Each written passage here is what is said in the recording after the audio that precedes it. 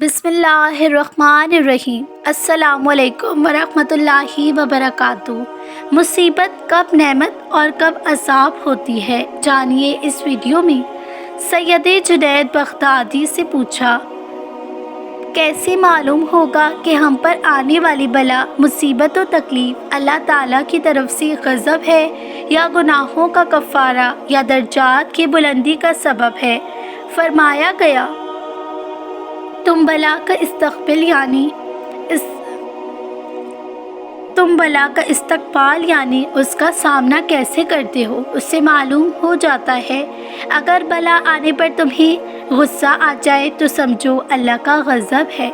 अगर बला आने पर ज़बान पे तौबा इस्तग़फ़ार जारी हो तो गुनाहों का कफ़ारा यानी बला गुनाहों को मिटाने वाली है। अगर बला आने पे तुम अल्लाह की तकदीर पे राज़ी हो तो ये तुम्हारे लिए दर्जात की बुलंदी का सबब है। शेख अहमद कबीर रिफ़ाई फरमाते हैं, बला मुसीबत व तकलीफ़ की दो किस्में हैं। पहली किस्म यानी अल्लाह की तरफ से इज़्ज़त व मर्तबा, दूसरी किस्म अल्लाह की तरफ से ज़िल्लत व रुसवाई।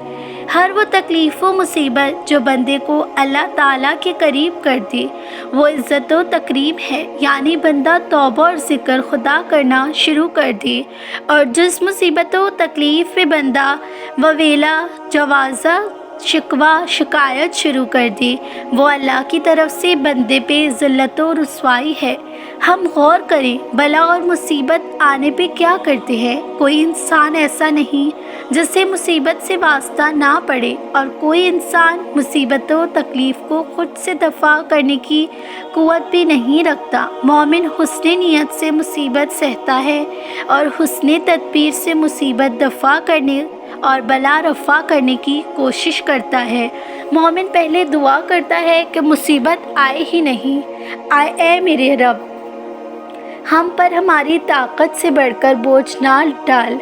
और साथ ही में ये अक़ीदा होता है कि ला हौला वला कुव्वता इल्ला बिल्लाह, किसी शख़्स की बचने की ताकत और किसी काम को करने की ताकत सिर्फ़ अल्लाह की मदद से है। फिर अगर मुसीबत आ पड़े तो यूँ पुकारा जाता है, हमसे दरगुज़र फरमा, हमें माफ़ फरमा और हम पर रहम फरमा। फिर मुसीबत आ जाए और जानी या माली नुकसान कर जाए तो मोमिन यूँ कहता है, इन्ना लिल्लाहि व इन्ना इलैहि राजिऊन, हम अल्लाह ही की मान हैं और उसी की तरफ लौट कर जाने वाले हैं। एक अहम बात ज़हन नशी कर लीजिए कि ज़िंदगी आसान हो जाएगी। मोमिन पर आने वाली हर मुसीबत उसके लिए फ़ायदेमंद है। इस मुसीबत के सबब मोमिन के गुनाह माफ़ होंगे या दर्जात बुलंद होंगे। नाज़रीन, आज की इस वीडियो का दूसरा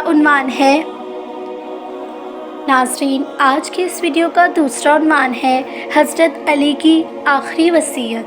हज़रत अक़बा बिन अबी साहबा कहते हैं कि जब बख्ते इब्ने मुलजिम ने हज़रत अली रज़ी ताला अन्हा पर तलवार का वार किया जिससे आप ज़ख्मी हो गए, हज़रत इमाम हसन रोते हुए आपकी खिदमत में आए। हज़रत अली ने उनको तसल्ली दी और फरमाया, बेटे मेरी चार बातें याद रखना। हज़रत इमाम हसन ने अर्ज़ किया, वो क्या है? हज़रत अली रज़ी ताला अन्हा ने इरशाद फरमाया, नंबर 1, अव्वल सबसे बड़ी तवंगरी अक़ल की तवन्नाई यानी समझदारी है। दूसरी बेवकूफ़ी से ज़्यादा कोई मुफलिसी और तंग दस्ती यानी गरीबी नहीं। तीसरी गुरूर यानी घमंड सबसे सख्त वहसत है। चौथा सबसे अजीम खुल्क़ कर्म है। हज़रत इमाम हसन ने अर्ज़ की, दूसरी चार बातें भी बयान फरमाइए। आपने इरशाद फरमाया कि अव्वल अहमक यानी बेवकूफ़ की मोहब्बत से बचो, इसलिए कि फ़ायदा पहुँचाने का इरादा करता है लेकिन नुकसान पहुँचा जाता है। दूसरा झूठ से परहेज़ करो, इसलिए कि वो दूर को नज़दीक और नज़दीक को दूर कर देता है। तीसरा बाखिल और से दूर रहो, इसलिए कि वो तुमसे उन चीज़ों को छुड़वा देगा जिनकी तुमको ज़रूरत है। चौथा फाजिर से कनार कशी यानी दूर रहो, इसलिए कि वो तुम्हें थोड़ी सी चीज़ के बदले बेच देगा। फाजिर उस शख्स को कहते हैं जो खुलेआम गुनाह करता है और लोगों को भी इसमें लगाता रहता है। ज़िंदगी में ये गलतियाँ कभी मत करें। अगर झुक जाने में रिश्ता बच रहा है तो झुक जाएं, लेकिन अगर हर बार आपको ही झुकना पड़े तो रुक जाएं। वज़ू करते वक्त पहले बिस्मिल्लाह पढ़ें, पूरी ना सही बस बिस्मिल्लाह पढ़ लेना ही बेहतर है। कोई अगर छोड़ जाए आपको तो आपके लाख मिन्नतों के बाद भी तो इसके पीछे जाकर अपनी इज़्ज़त नफ्स की धज्जियाँ मत उड़ाएं। बिस्मिल्लाह को हर अच्छे काम करने से पहले पढ़ें। खाने के बाद पानी मत पिएं। छींक आए तो अल्हम्दुलिल्लाह रब्बिल आलमीन अला कुल्ली हाल पढ़ लिया करें। कहीं जाएं तो अपने कपड़े इस्त्री ज़रूर करके जाएं और अपने जूतों को ख़ास ख्याल रखें, क्योंकि बाज़ लोग आपके जूतों से ही आपकी शख्सियत का पता लगाते हैं। अगर आपसे कोई नाराज़ है तो माफ़ी मांगने में ज़रा देर ना लगाएं, क्योंकि टूटे दिलों की आह अर्श को भी हिला देती है।